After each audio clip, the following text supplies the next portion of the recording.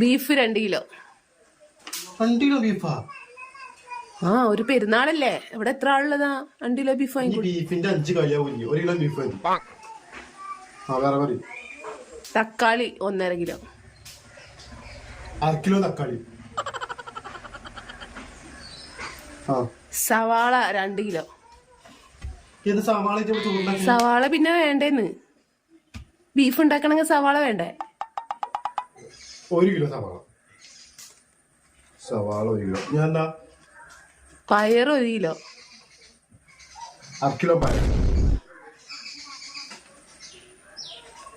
കുറച്ച് ഇഞ്ചി, കുറച്ച് വെളുത്തുള്ളി.